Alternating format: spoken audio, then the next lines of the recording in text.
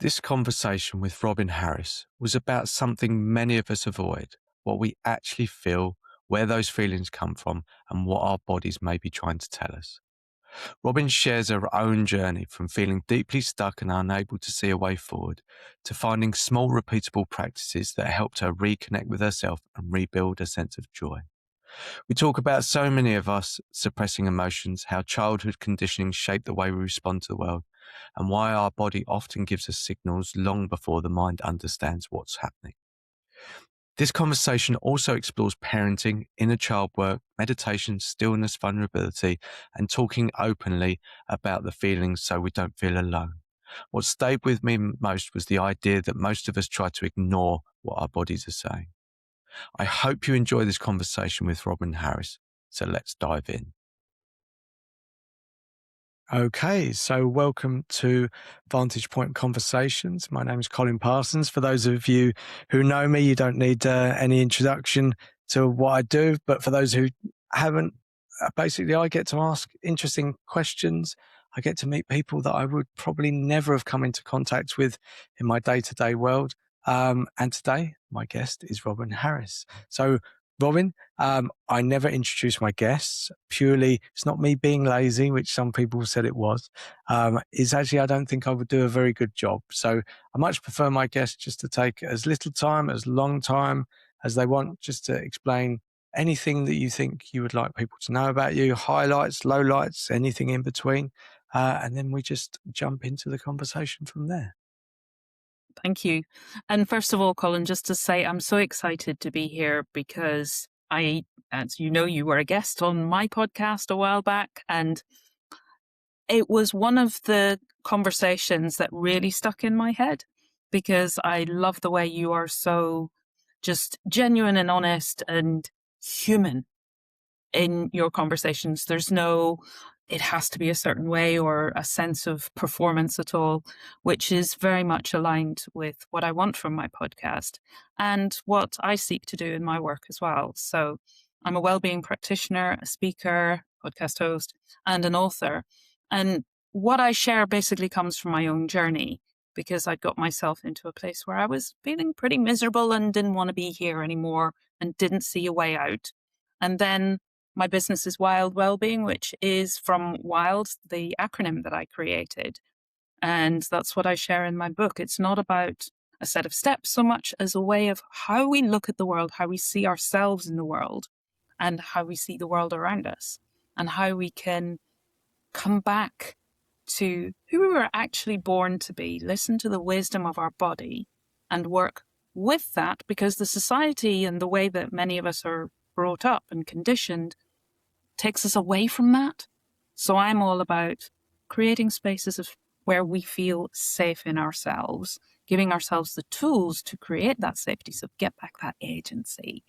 And when I say safety, I don't just mean physical safety, but emotional and psychological safety. Because without those, we actually can't heal. We're too busy just defending our space and looking out for those potential threats that our brain is wired for. So it's how do we get back to stillness and safety and feeling centered, feeling grounded, feeling like, yeah, I got this, and working from there. So that's what I do. Amazing. I think, I mean, there's loads of places to sort of dig into. And so thank you for the kind words, by the way. That's really, really kind. So I realized the other day that we never had an actual conversation. So I don't know that much about you because you basically, I want to say interviewed me, and it didn't feel like an interview. And I don't think that's what I do. I have conversations, and I get to ask questions, but I never see that as an interview. I see it as an exchange, like a conversation. And so I was thinking, I don't know that much about you. I know before we did your podcast, we actually spoke probably for the longest time before we actually hit record. But there's something so amazing about what you do. And I think it's really important. So for me, I grew up in a world where I didn't have any necessarily problems as a lot of people, when you say, "Oh, I had problems as a childhood," we think about abuse or a load of things like that. But actually, what I had was very, very regulated emotional experience. So there was no real highs or lows. Occasionally, my dad would come home a bit stressed from work and we didn't realize, and then he'd sort of shout and it would seem a bit out of context, but there was no sort of peaks and troughs in terms of emotions, and I thought that was very good for most of my life. But what I realized is that when there were situations where emotions came into it, I didn't have that range. I felt very unsure of what was going on. And because of that, I felt very scared. It was almost like a brand new world. And the reality is that, we are supposed to feel these emotions. We are supposed to understand that they exist. And I think we seem to want to protect ourselves from feeling these things. And, and it's great that you have a nice life. And, it's not like I I had a terrible time or I think that's bad. But as I grew older, I realized I had no context for this emotional range. And so when things would come up, I, I actually went to therapy when I moved from the UK to Luxembourg. I can't remember if we spoke about this before, but it was a big change in my world and I felt very insecure. And I ended up going to therapy just to see a therapist and to talk. And it was actually the best thing I ever did in my life because it started me on this journey of self-discovery. And but what I quickly realized about myself was I thought there was about three emotions, and I thought like happy, sad, angry, and that was about it. And it was really strange because the usual questions in therapy, like how does that make you feel? And I would just go to those three, and I couldn't explain more. And the therapist was amazing; she was really good. But I realized there's all these sub emotions, etc. And I, for the longest time, I just said, I just want to be happy. And then I realized that's not the real world. You can't always be happy. And there is actually so much beauty in things not working out or things coming up that you weren't expecting, things showing up in your life that can be quite challenging because it brings through these emotions. And it actually, strangely enough, makes you feel alive, but we often run away from them because they feel scary or we fear them. And as I was preparing for this conversation, I realized that one of the things I said to my therapist at the time was, um, "Oh, I would like to cry, but I feel that if I cry, I'm never going to stop crying." And that's genuinely how I felt. And I really have this trouble with crying. It's like I get very close and then something inside somewhere goes, whoop, that's enough. Don't show vulnerability. Don't show any of this. And it became a bit of a challenge to see if I could. And I still can't quite get there. But I realized that when I said, I think I would just keep crying forever. And my therapist said, do you think that's actually true? But I was so scared that it could be true.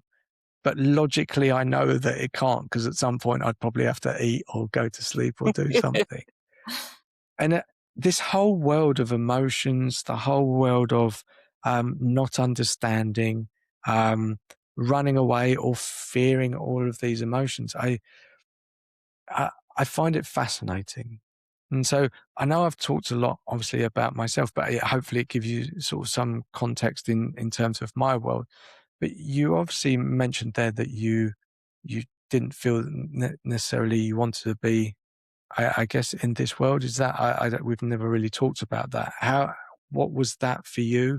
Where did that come from? Is that as I'm maybe interpreting it that you didn't want to keep living? Is that something? I don't know. And would you mind speaking about that if you're comfortable enough to do it?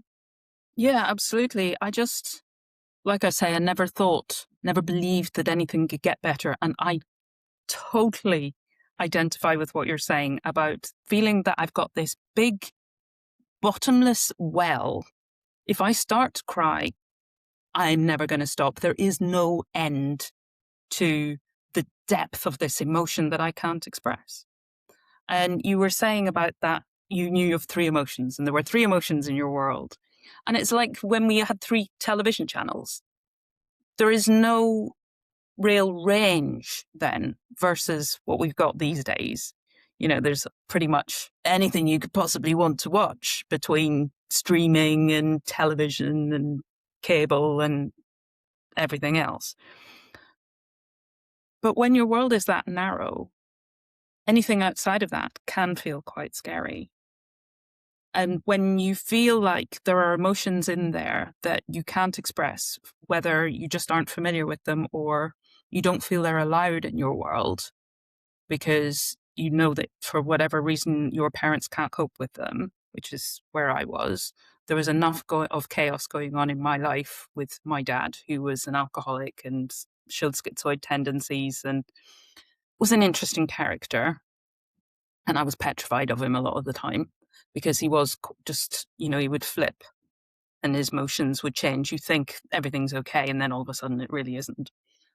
And that sense of, I have these emotions that something in me wants to get them out, like you say, want to be able to cry, but I daren't.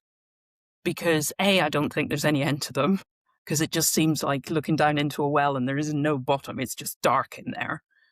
And B, because I don't think it's acceptable in my world. It feels too dangerous, too big, too scary. Because if I haven't seen the adults in my world role modeling to me, how do you deal with these big emotions? Well, what you do is you stick them under the carpet and you just carry on. And there's a saying in my mum's family of, we just G and B, grin and bear it. So when that, you're getting it from kind of both sides. Dads are too big and volatile and just burst out of what seems like nowhere. It's like probably with your dad, there was stuff going on that I didn't know about, but he brought that home in ways that were just like a touch paper and up it would go. And in my mum's world, we just keep everything nice and calm because we can't cope with anything bigger than that. So yeah, I didn't know of a way of dealing with how I felt. And I couldn't conceive of a way of it ever getting better. And I just thought, I do not want to live like this anymore. It's too big, it's too scary, it's too painful. There isn't a way out. I don't want to be here anymore. So yeah, that was where that kind of came from. But then, and I write about this a little bit in my book, but I saw people that I knew who made that decision to end their own life. People that I worked with, as in kind of clients years ago in another job, and a colleague of mine, and then my dad. So seeing what happened afterwards, the colleague had a family with grown-up-ish teenage children. So all of us, it was quite a small community of that particular role. We all knew her really well in the town where I was living. And we were all just totally blown away that she had made that choice, because she was the kind of person that you'd say she'd never do that. She's a Christian, she's a very strong churchgoer, she's got community, she's got support, she's got a loving husband, loving children. And then she chose that route. But she chose that route because a client of hers had chosen that route, and she felt responsible. And yeah, so just seeing the what's left behind after that, feeling one of the ones being left behind after that. I couldn't do it to my mum and my brother and the people who knew me. So I was kind of worried more about how they would feel than how I was feeling, just make everything nice for other people. So I didn't talk about how I was feeling. I just G and B'd and just kept on going until then I couldn't keep on going. And I was forced to make the decision of do something or you're stuck here forever. So I started out with the medical route, which was kind of me proving to myself and to everybody else, this isn't going to work, because I knew it wasn't going to work. And I didn't want to go down that route, but I felt it's the one that everybody expects you to take. So I'll tick that box and then I'll say, well, that didn't work, did it? And it was of its time. So I had, as I say, a medical route. I had a prescription drug and I went for counseling, and neither of them suited me, but they were of their time. So my other option was to find something myself. And I kind of set off on a journey with no map, no expectation of ever getting anywhere, really. But I did, thankfully. And having come out, I say come out the other side, obviously life still throws you challenges and you're still navigating life, but feeling I now have the tools to do that and feeling like unmeasurably better than I did then. There is joy in every day of my life now.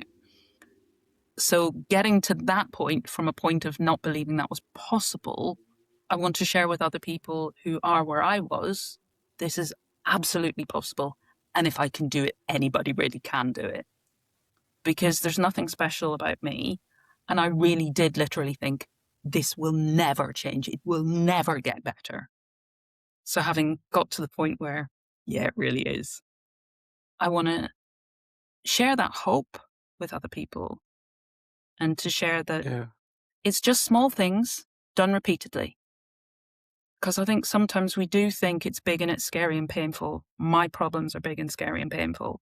And sometimes we think I'm the only one who's really struggling on this level because we don't talk to each other about this, which is partly why I run my podcast, so that we can talk about our vulnerabilities and see that we all have them. And talking about them actually helps us to connect rather than we keep them in because quite often we feel shame about them. So, yeah, I just want to share the message that it is possible for anyone. Yeah. I thank you for sharing that. There's so much wisdom in that, and I kind of like to pick up on that last piece because, well, actually, something you said, the lady that you knew before, we have all these expectations, or we see other people and go, oh, they've got people around them. That's the last sort of people that you would have thought maybe were going through something. The reality is, you know, most people are going through something you have no idea about.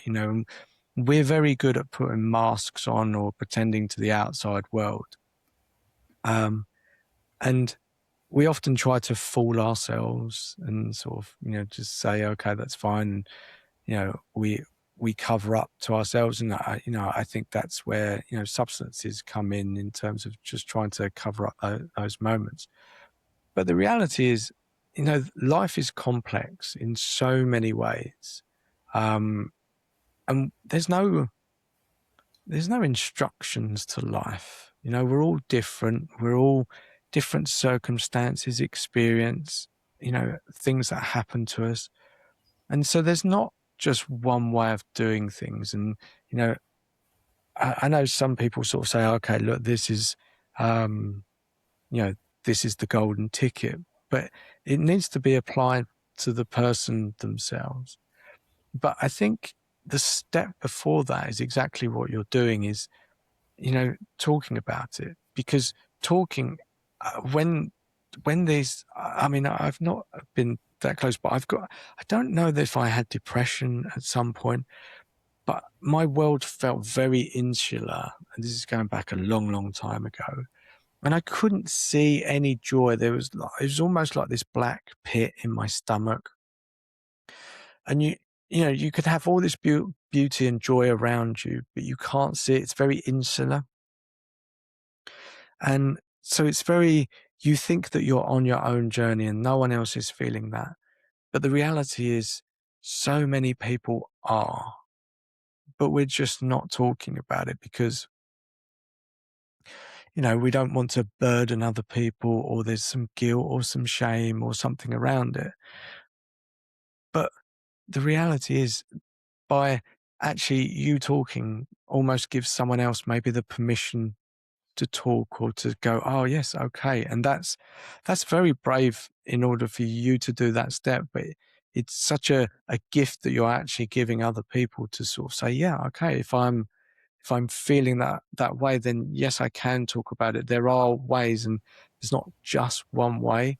And I think, you touched on the medication route, and I think for me, uh, you know, I don't know enough about medication, but I don't really see that it solves, especially when it comes to mental well-being. That there's so much more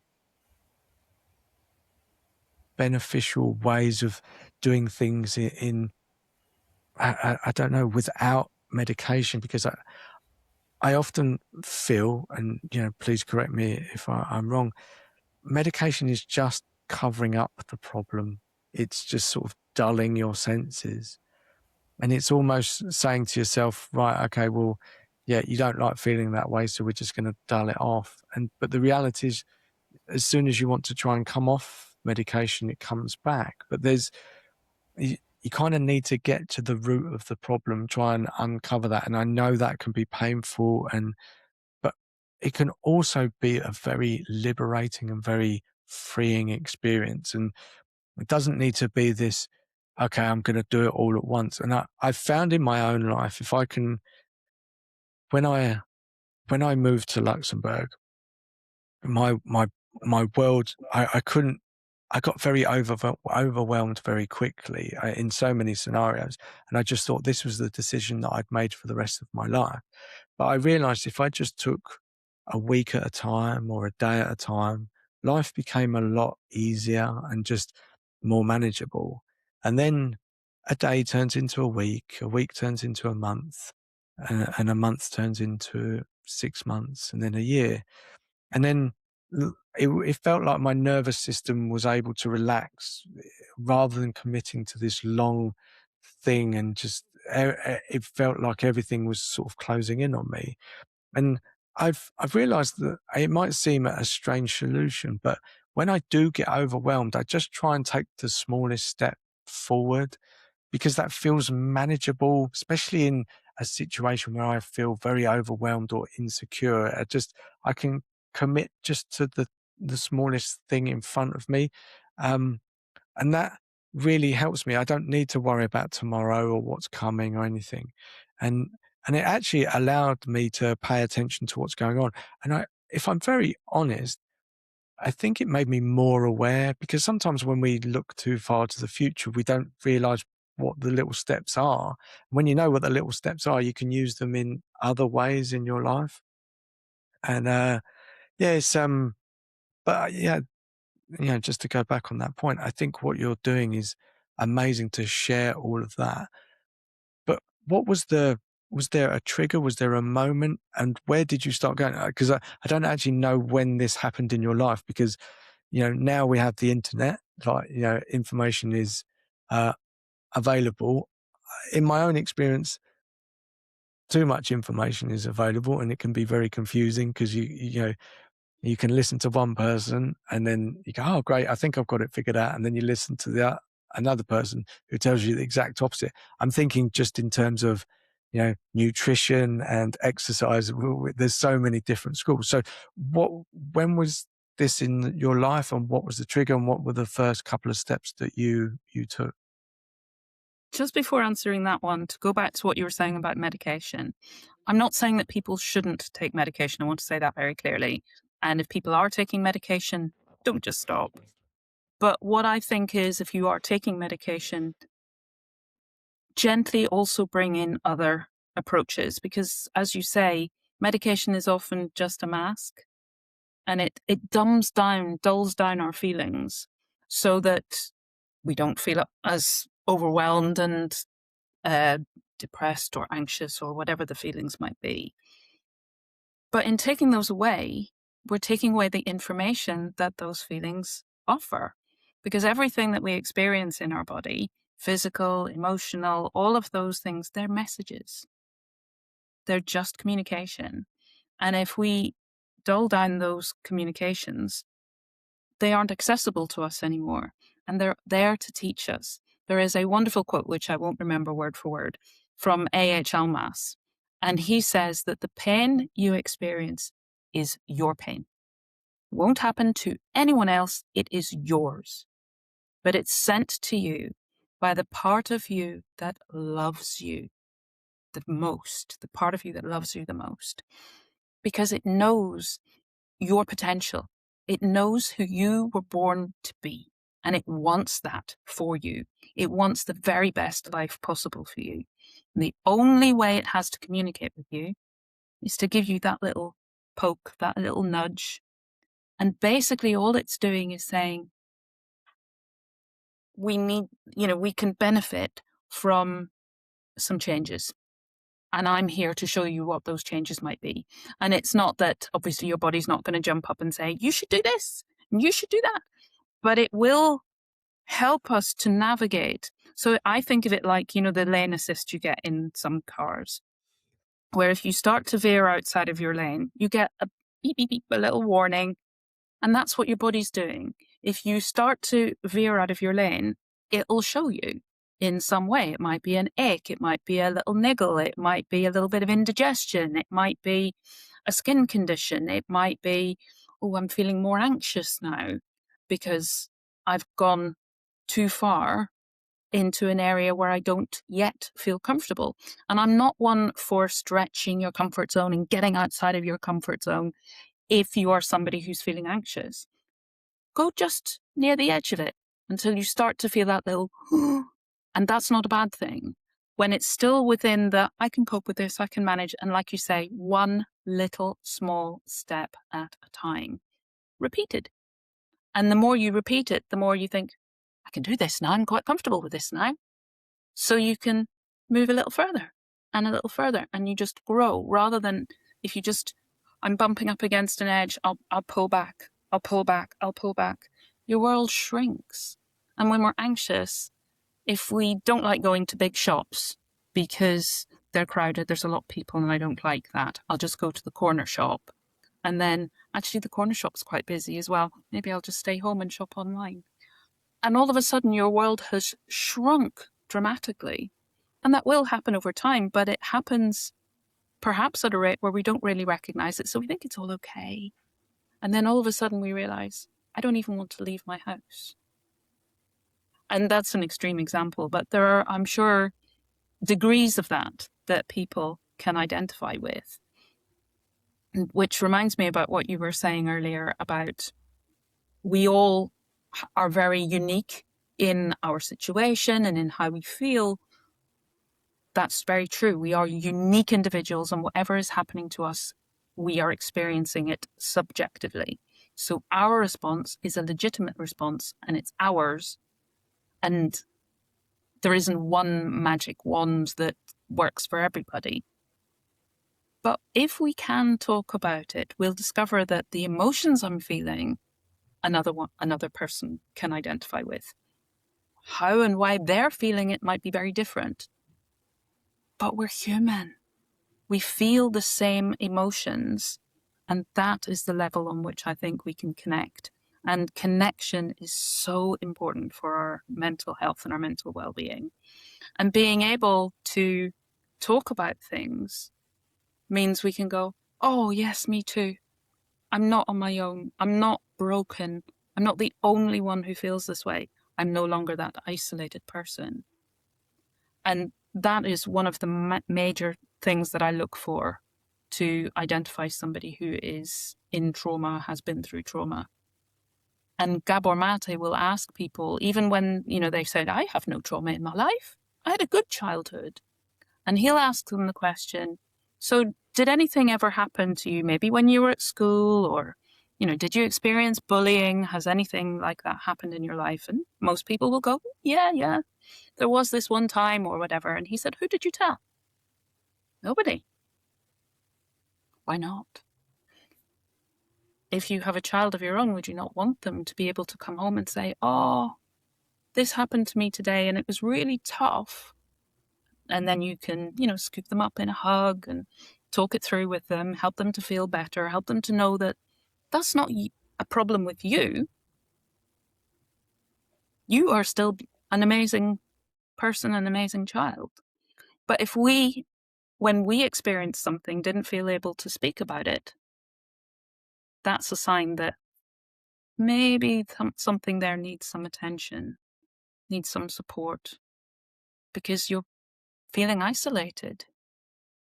And that's one of the indicators of trauma. Yeah. But going It's, back, when did things change for me? When did I head out on my little journey? I was about 30. I was in my early 30s. So that would have been around 2000. So the internet hadn't taken off in the way that it has now. And we certainly didn't have smartphones back then. Phones made phone calls and maybe sent texts, but they certainly didn't do everything else. They didn't hold our whole lives in the way they do now. And I am of the generation that did not grow up with computers. So although I can do a fair bit on them, they wouldn't necessarily, certainly not at that time, they wouldn't have been the place that I would go to for information. I'm a bookworm. I love books. So I first of all turned to books. And I came across 3 quotes which sowed seeds for me.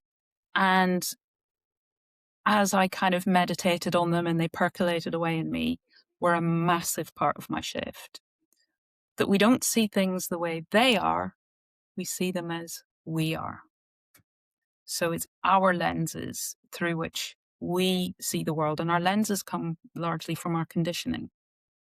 So our vision might be somewhat distorted.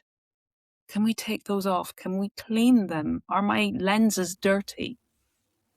Have they been, have they been made dusty and maybe a little bit smeary by the conditioning that I've received? Have they taken me away from 2020 vision of how the world actually is, the facts of things?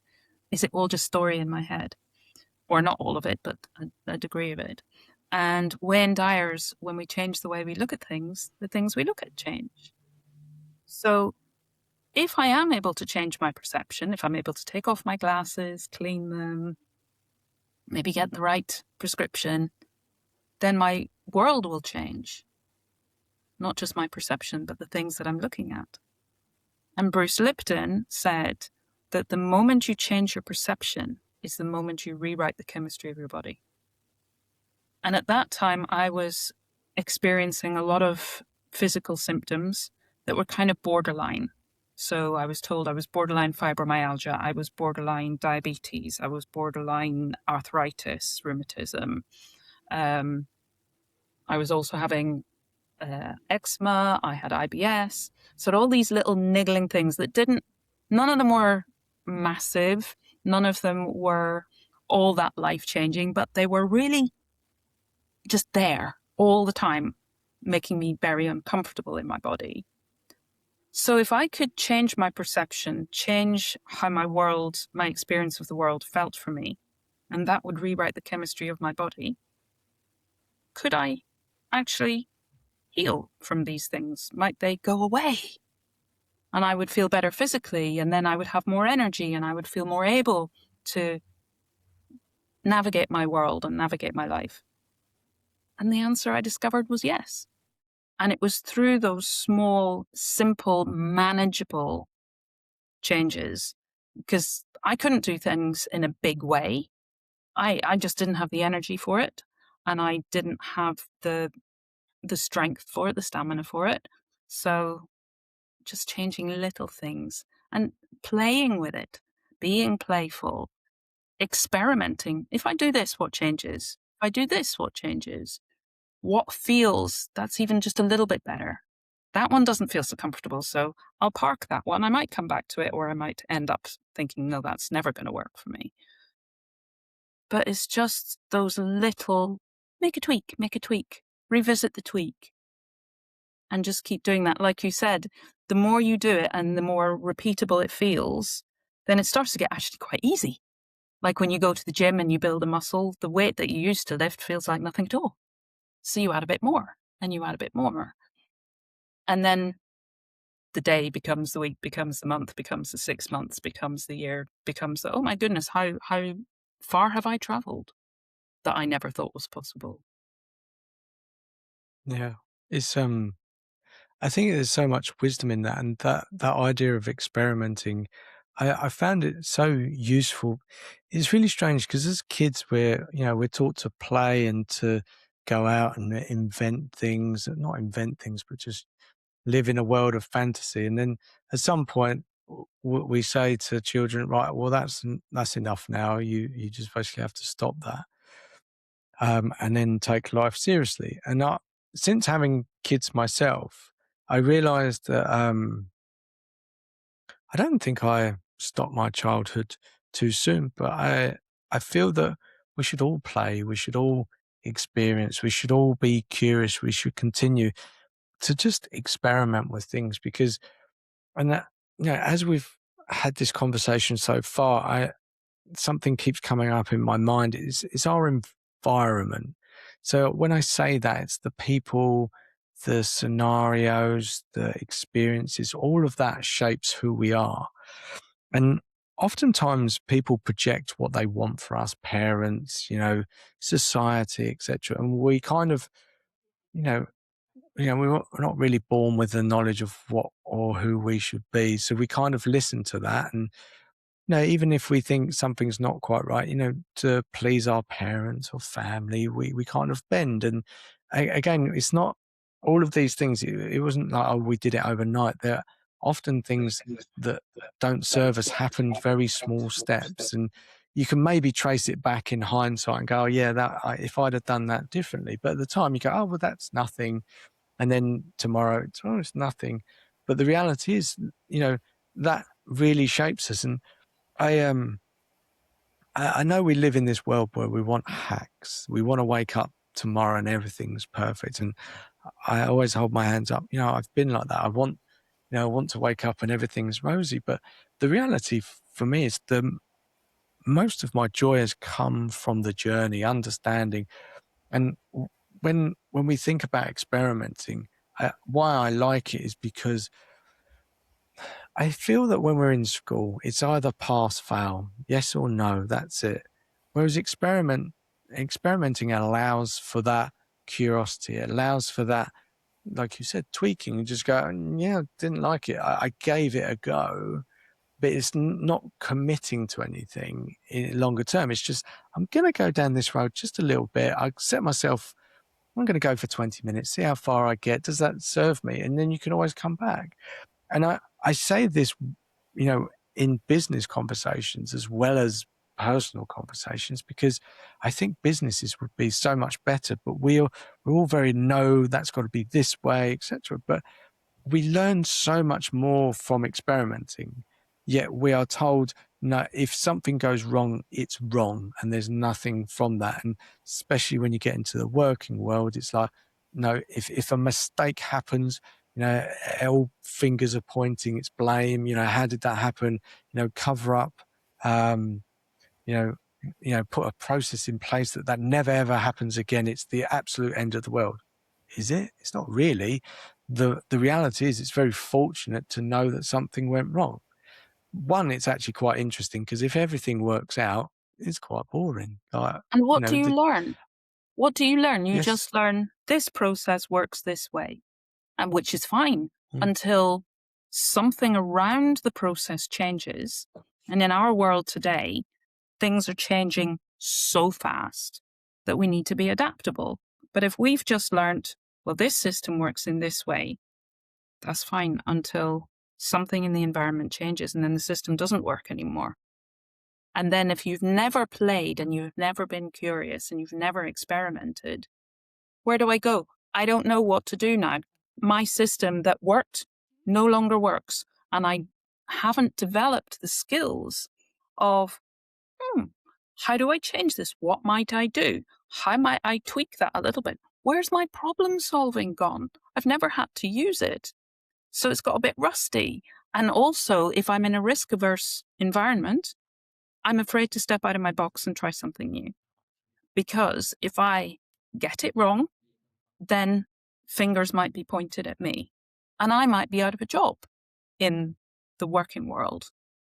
Because we have created that environment where people are scared to stand up, scared to speak out, scared to suggest something new. Perhaps they know that it won't be listened to, or perhaps they've been shot down in the past. And I'm not saying that's how it is everywhere, but this is how it is so easy to create people who are fearful and anxious, and systems that then suddenly grind to a halt because people aren't able to have that curiosity in play. Yeah.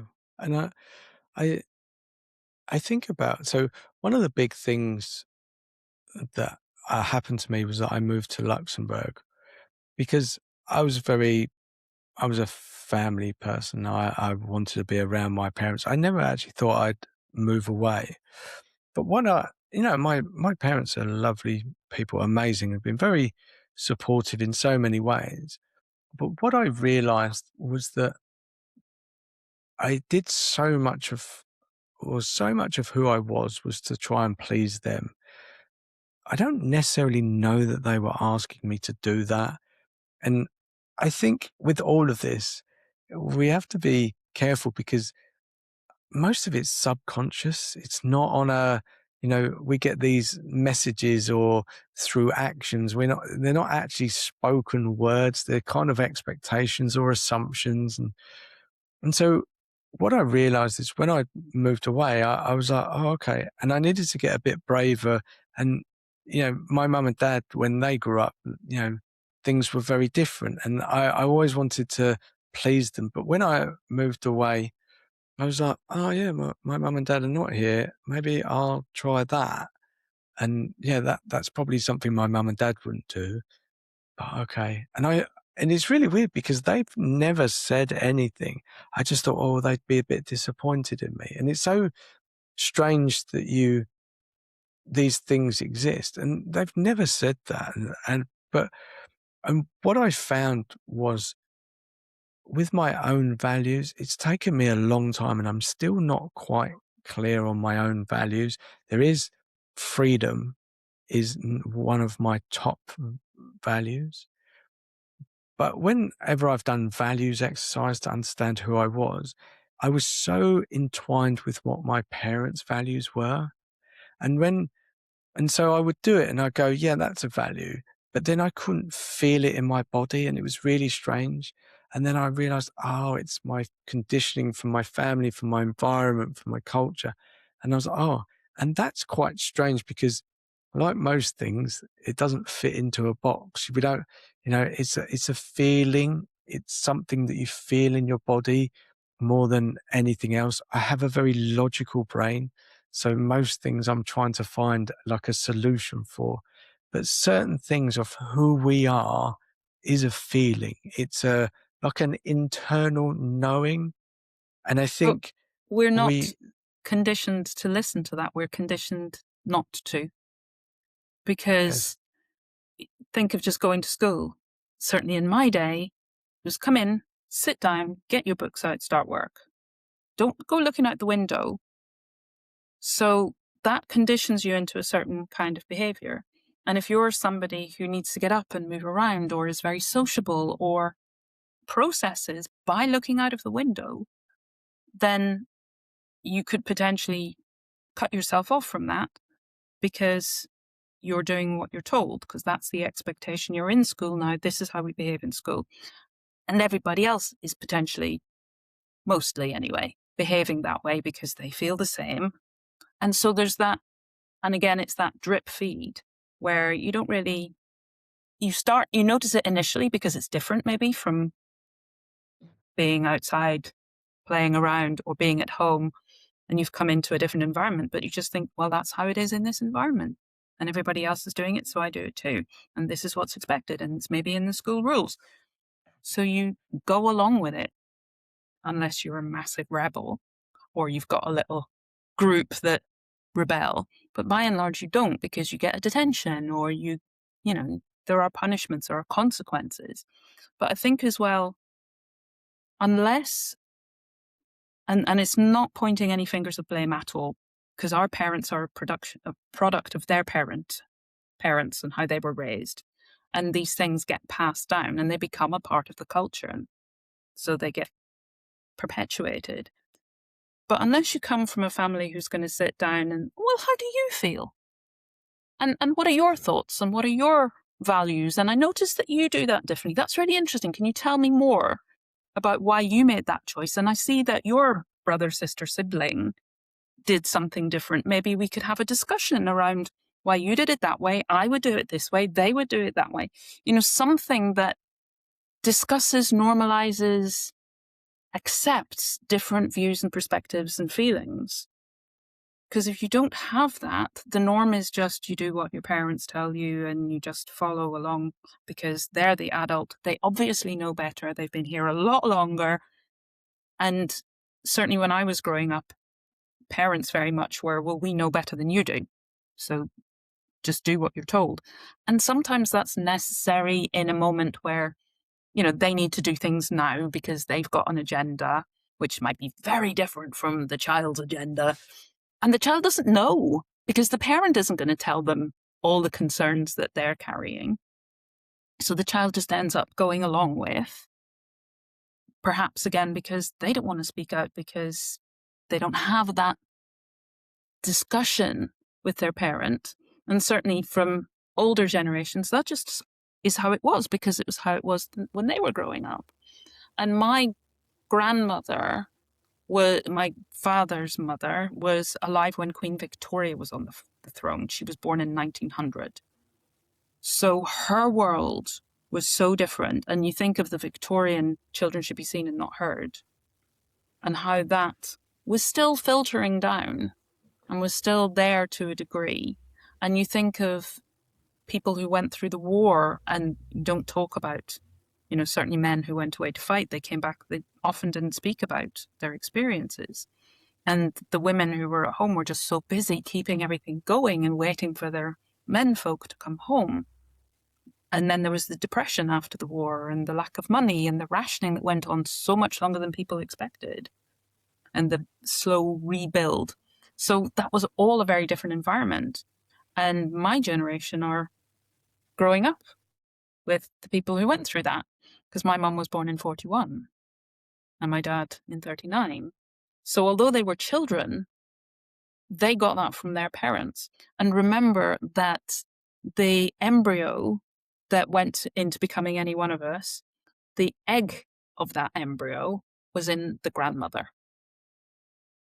Because when a girl is born, she has all the eggs already that she will ever have for the whole of her life. So when her babyness, when she was a baby inside of her mum, the egg that went to become us was in that grandmother. So whatever the grandmother went through, epigenetically, that is still being carried down until we, in our lives, get the chance to break some of those chains. Because we grow up and we become conscious, hopefully, and then we start to think, why do I do that? Where does that come from? Do I really believe that, or is that something that's been passed down? And having grown up in Belfast in the Troubles, and where that has all come from, that's part of my epigenetics. So there are things that I feel strongly about because of that. And then it's me going, do I really believe that? Is that me? Or what do I feel? And my mum was always telling me I'd get into trouble because I was always wanting to speak out against, we're all Irish, why are we fighting each other? And she worked in a hospital where she would see people who had been kneecapped and been through a bombing or whatever. So she was very wary of that. She was very aware of the propaganda at the time, careless talk costs lives. So she would encourage me to keep quiet. Don't talk about that stuff. It's dangerous. And that's how it was at the time. So I learned not to speak out. I also learned not to speak out at home because I'd get in trouble with my dad. And he would say things like, "Don't cry or I'll give you something to cry about," which was totally, crazy to me because, well, if I'm already crying and you're going to give me something to cry about, I'm just going to cry more. Saying that to me does not make me feel like, oh, everything's okay and I don't need to cry anymore. What it does is make me push down how I feel. But then it's going to pop out Yeah. somewhere else. And that's actually a really important thing, because I've heard the expression "the body holds the score." So for a long time in my life, I felt that my brain was the engine and my body was just the thing that was carrying it around.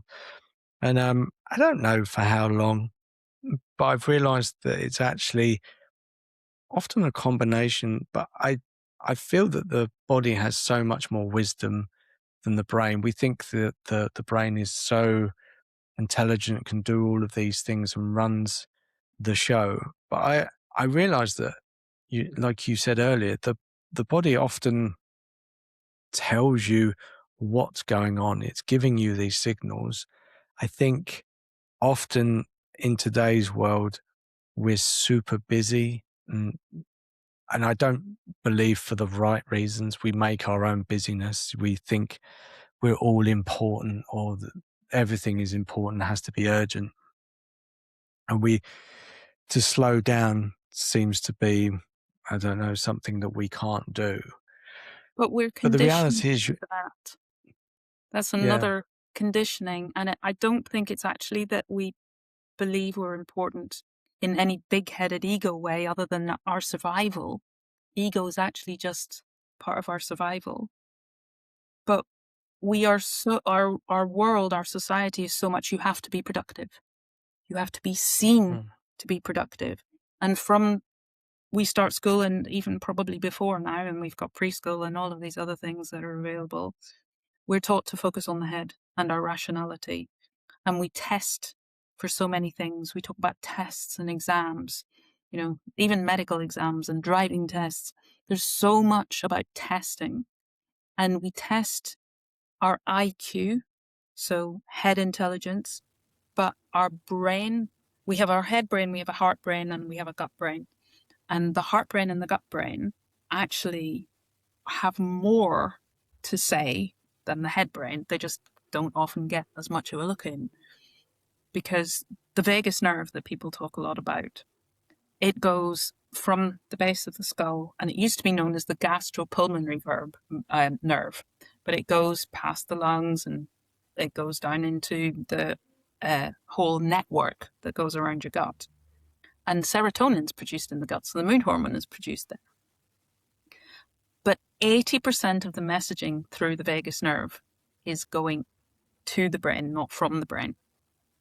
And the electromagnetic field from our heart is massively bigger than it is from the brain. And you think about the brain and all those little neurons and they're firing away, but the electromagnetic activity in your heart is bigger. And I think of it like the proverbial iceberg. If we're focusing on this little top bit, there's all of the bit from the neck down that we're effectively cutting ourselves off from. Because to be fully rational and stuck in our head brain, we need to not listen to what's coming from below. I'm just going to think about things and I'm going to do things rationally. Then I'm not listening to the body, because the body might be directing me somewhere else. And my society and my conditioning are saying, no, don't listen to that. Don't trust that. You need to trust this, what's in your head. That's the important thing. That's the thing that moves us forward. Since the scientific age, we focus on the head brain rather than our intuition, our inner knowing, of which we have so much. And it has so much of great value to share. But if we've been conditioned to be logical beings, then we're not really getting that. And we're not having the balance as well between the head brain, the heart brain, and the gut brain. Triangulation, working things out, each one offering us different bits of wisdom, different takes, and then we've got all three that we can sit with, weigh up, decide, how do I put these together? Play with, how do I put these together? And know that I get to revisit it. It's not a one and done and that's it. I can never come back and think again.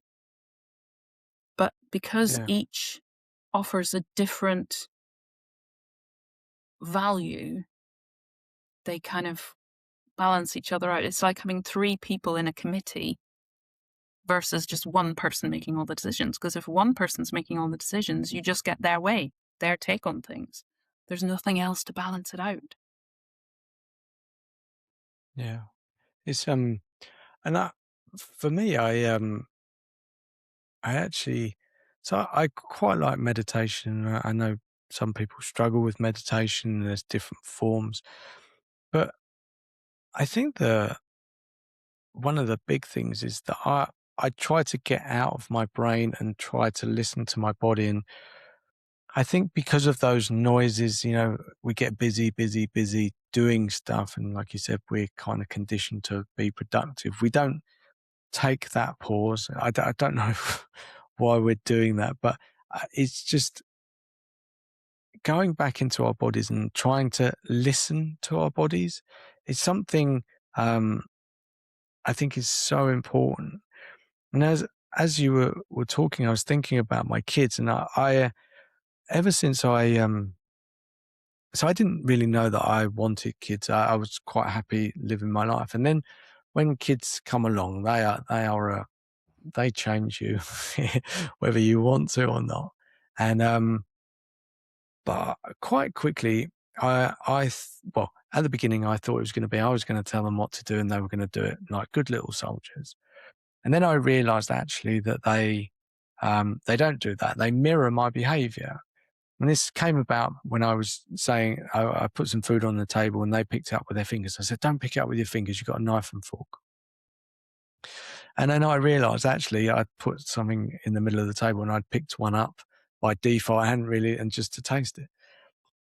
And I was like, oh, okay. So they're mirroring my behavior. And this started me on a journey of realizing that if I want my kids to have a better life, not a better life as in, you know, financially necessarily, but just to understand themselves, um, I don't want them to carry some of the insecurities or the things that I've thought. And I was like, well, actually, I'm not just going to tell them what to do. I need to actually do that for myself. And it's such a brilliant way because we often think about doing something for ourselves as selfish. But the reality is you're doing it for yourself, but also to show your children, okay, there's another way. But with all of that, and I'm not going to be here saying that I'm the perfect parent because I really am not. I really often lose my temper. I can be very unreasonable. I do shout. Um, but I'm very curious about the kids. So we've come to the UK this week for Easter, and I've been moving some furniture around, wanted to make some tweaks, and they're just jumping around on the sofas and the armchairs. And there's part of me that says, well, if I did that when I was younger, my mum and dad would have absolutely kicked me out the house because all furniture was to be looked after forever. But then I go into this mode just to see what their bodies are doing, like how they're climbing from one thing to the other and just moving. And there is so much joy in that. So, yeah, I let them watch TV, but like there's almost this natural instinct to move and to try and go from one sofa to the armchair and jump. And like, part of me is going, "Oh, you're ruining that furniture." But when I get past that, I really see you can see how much they understand about themselves and trust their body and the way that they move. Yet it's easy for us to project as adults, go, "Oh, no, no, you're going to fall off," or whatever. And we often, again, step in maybe too early to try and stop them doing that. And so I say that story because recently we had a parent teacher meeting for my eldest daughter. And the focus was, oh, she's a lovely girl, really like her. Yeah, she could do with doing more reading. And you go, yeah. But we didn't talk about physical activity, how she moves, or any of that stuff. And it's, you know, again, there's so many different conversations. I don't want to start going on about, education and stuff like that. But we're not taught these things as kids, and about our bodies, and we learn biology, but there's there's no there's no intelligence talking about emotions and what your body's feeling or anything, and there's no instructions, and we're all different but similar in ways as we discussed. But in that conversation, we didn't discuss. They might say, "Oh, you're good at physical education," but we never say, "Oh, she has this awareness of her movements or how she's breathing," or any of that stuff. And again, you said about following intuition. And so I think there's a whole world that we just kind of ignore when it comes down to ourselves. And that starts with children. And I know we're trying to pay more attention, but really allowing the kids to feel that. And I know we all have intuition. One of the reasons I started these lives actually came through, I was really frustrated, and I just said, things weren't working that I'd been trying to do. And I just said, oh, F it. I'm just going to do 2 LinkedIn lives a week for a year. And something inside me, underneath, almost in my belly, went, "Yep, that feels good." And I went, "Oh," and I hadn't really felt that, and I was like, "Oh, okay." And I went, "Do you know what? I'm going to just try it then." And everything in my world started to open up. I had these people accepting that they would have lives, and whereas before I wouldn't even dare to ask people to have a conversation. But it came from this very interesting place, out of frustration, but I really connected with it. And I think we all have that wisdom, especially as children. Children know so much about themselves, yet we kind of go, no, and I know it's, it's not like you said earlier, sometimes it's inconvenient for a child to say what their intuition is because you've got to get somewhere or do something. But that shouldn't be the default. It should be more of trying to listen to them, or at least allowing them the space to listen to themselves, because I think they hold so much wisdom about themselves, and they can make some amazing decisions. And I often find myself being in awe of my kids. They make decisions, and I'm I'm pretty relaxed about some stuff. Like they'll go, "Oh, no, we'll do this," and I go, "No," and then I just pause for a second, and then I see what they're doing, and I go, "Oh yeah, that's actually a very smart thing that they've just done," and I Well, realise I that think, I'm actually the child. yeah, I think that's amazing. And I think what you were saying earlier about adults, that we were saying kind of both were saying that adults have been here longer. So the kids often think, well, they know best. And there is that sense that, well, I'm an adult and I have more experience than you. I know more about the world than you do, which is true. But I think for ourselves, as whatever age we are, our body knows what is right for it in who we are. And I think if we had more dialogue, or more like yourself, where we can step back and, okay, let's try your way where that's possible and where it's safe to do that. And if it isn't, then to explain rather than just, no, you can't. And again, I know timing doesn't always allow for that, but where we have opportunities to do it. And I think it's that working with the child as well. And it's that role modeling of, it's okay to have these conversations where we disagree, where I see things one way and you see things another way, but I'm open to listening to your way because this is something that you're doing, not something that I'm doing. I would do it this way. You want to do it some other way. Okay, let's talk about that and let's see why that might work, why that might not work, and why I want to do it this way. And you tell me why it looks your way from where you are. And I think both sides can really learn from that. And the child learns this is okay. It's safe for me to have these conversations. It's safe for me to express what's right for me. But equally, oh, I see why you need to do, within the child's age ability, I can see why you want to do things the way you want to do them, or your timing is this way, and we need to do that for now. But if I feel like I'm being listened to, I'm much more open to you as the adult. You need to get somewhere, so we need to just go. We need to just do this now and get it done, and then we can go, or whatever it might be. So I think that conversation, that dialogue, is going to be beneficial for both sides. And also, you'd hope that if you build that up when the child is small, when they get to the later years, the teen years, where we are designed to rebel, because we're designed to start stretching our lives and become more independent. And, well, who am I?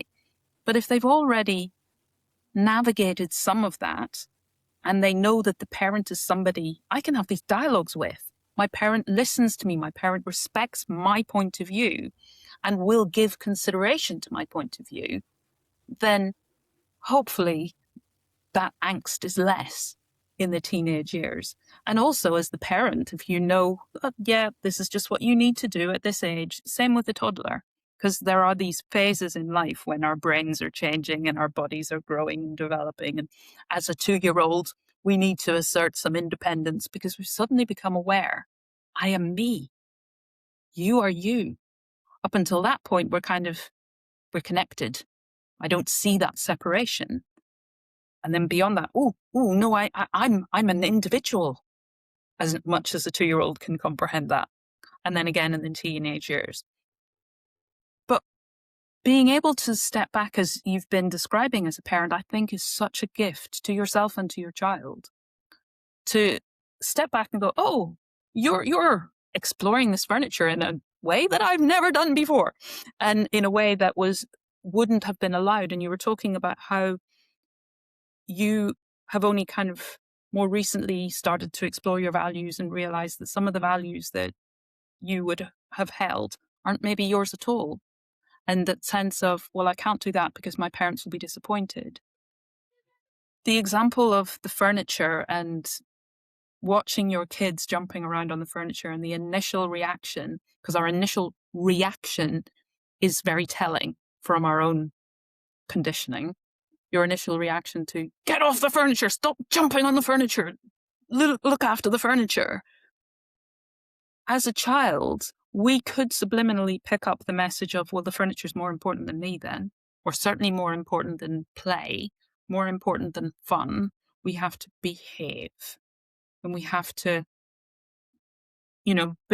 comport ourselves in a certain manner. We have to have decorum and all of these things that we pick up without the language for it, without being able to say, no, I need to move. I'm exploring my body. I'm exploring how it works. I'm exploring how it is to jump from here to there and stretch myself and play. And what does it feel like? And all of these things. But we might just see the parent's face, and the parent's face might be, oh, my furniture that I could barely afford. I certainly can't afford to replace it. Don't break it. Or it might be, you're going to fall and break an arm. But the child just sees the face and thinks, you're disappointed in me. And that's what sticks.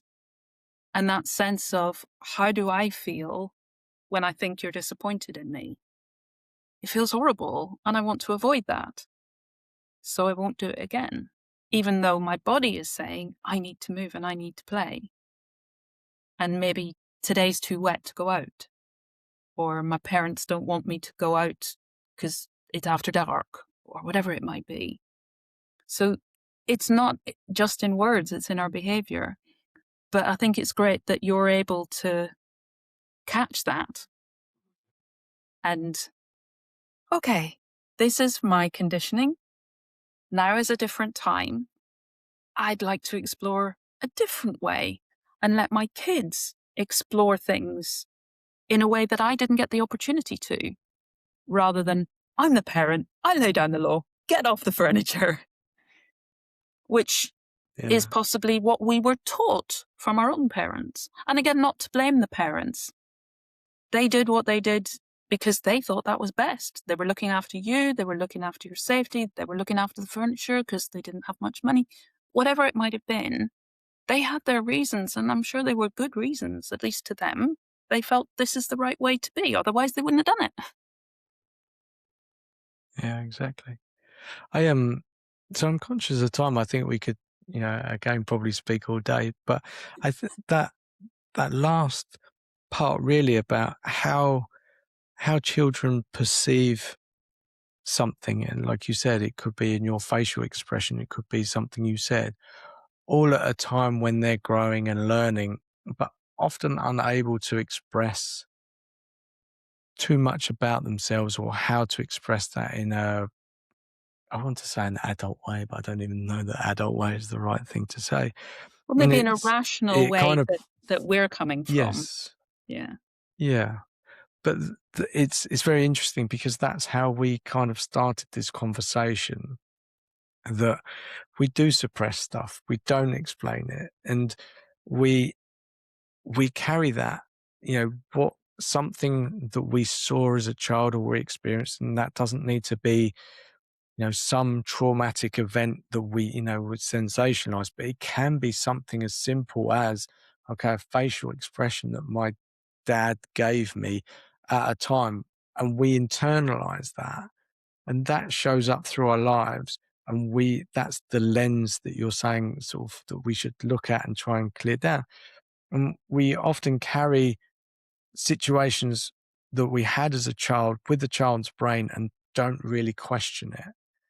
And I think a lot of people carry this stuff, again, uh, unconsciously or subconsciously. I still don't know which one of those is right to say.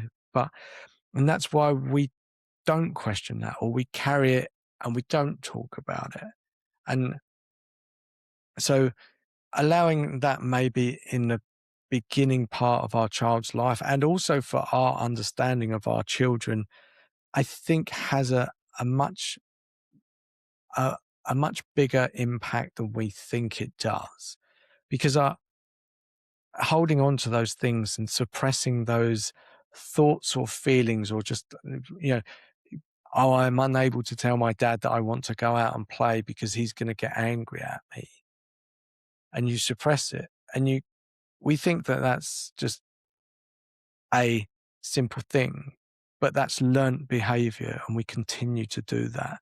So then we don't think it's safe to raise those things, but it might have just been that block of time that I was busy doing some work or something was inconvenient, yet we internalize it, and those signals are just suppressed, and we kind of move away from expressing those, and they show up, like you said, in your body in later life, in things. And and I know your story is quite different and a lot deeper than just those things, but tho- those things exist in so many of us, not just in such a traumatic way, and the things that you had to go. But I think just creating that space, like you said, just to be a little bit more curious, have a little bit of a dialogue. I'm still a parent and still a child. There is, And there like has you're to be saying, some. each of us has an inner child. So even if we aren't parents of children, physical children, we can reparent our own inner child because we have, like you say, Yeah, internalized these things. They've become norm for us. We don't question them anymore. That's just how life is. And so we just live that way. And when you do one thing one way, they say that you do everything that way. So if you have an inner child that can't speak up to dad because it's not safe, can I speak up to my boss? Can I speak out if something at work is inappropriate? Can I ask for a raise? Can I do other things which feel like I'm speaking to a person in authority and maybe challenging them, which could be in my little inner child, same as speaking to dad. So this is where the body does keep the score and things play out. And we react to things that, unless we are being conscious, as you described you've been, then they just play out, and we get into repeating patterns and we don't really understand why. Which is why just taking time to be still and be quiet and taking those moments of pause are so important. Because otherwise we're just on a repeating loop and nothing's changing and we're feeling miserable and we don't feel there's a way out. So for me, it's about creating that space where it's safe for me to get still and take a moment of pause and to be quiet and get curious and listen.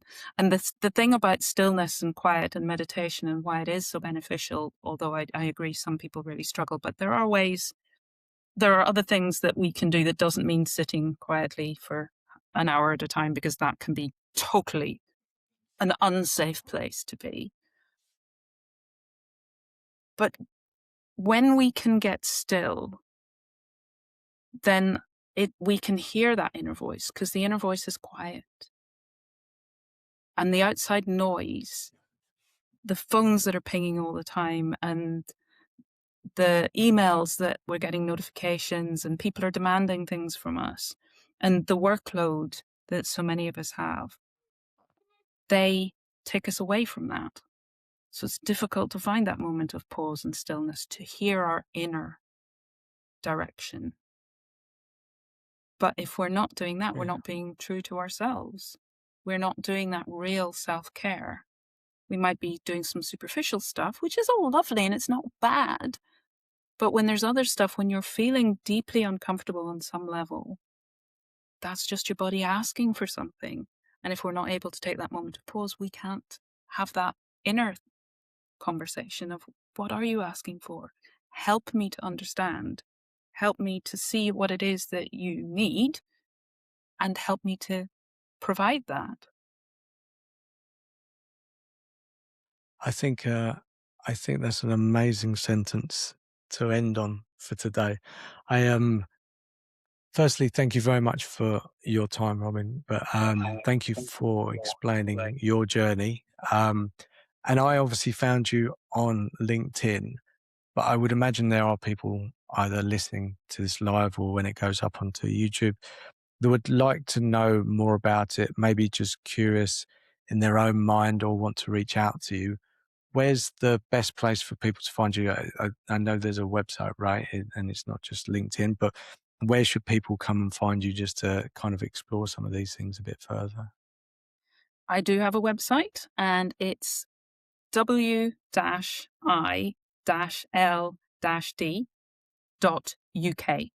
And it is just .uk. There's no co.uk. It's just .uk. So it basically spells wild, but it is an acronym, so I separate them out. And on there, you can contact me, and you can find all my links under resources.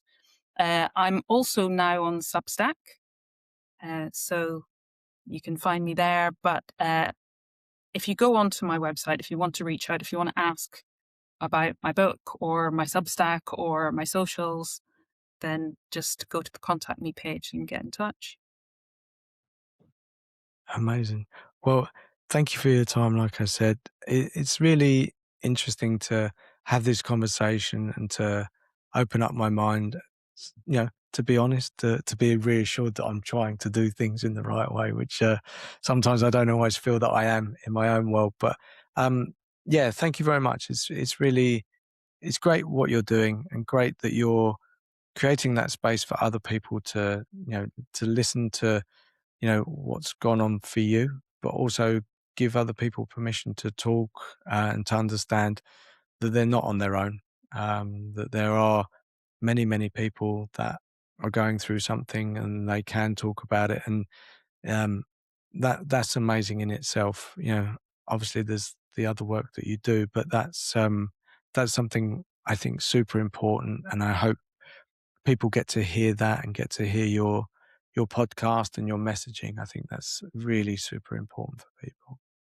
Thank you. Thank you so much, Colin. I loved the conversation that we had on my podcast, which is why I was so excited and honored and delighted to join you here today, because yeah, you do really keep it so grounded and so honest and so human, which I think is something that we really need in today's world. So thank you. Oh, my pleasure. Thank you very much. All right. Thanks very much, Robyn. Take care of yourself. Bye. Bye. Hey, it's me again. Just a quick note. I'm trying to grow my audience, but in an intentional way, not to go viral, but to be able to bring you more of these conversations because I enjoy doing them. And I think there's a lot of value in what my guests have to share. So if you like what you hear and you're happy to hear about other conversations and learn from those people, then please just click on subscribe. That'll give me some data around the conversations that you like. And then you can add some comments along the way. Always give constructive feedback, and I will always take constructive feedback on board. So yeah, if you like, please subscribe and click the bell notification so that you do get notified of new episodes. That's it. Thanks very much.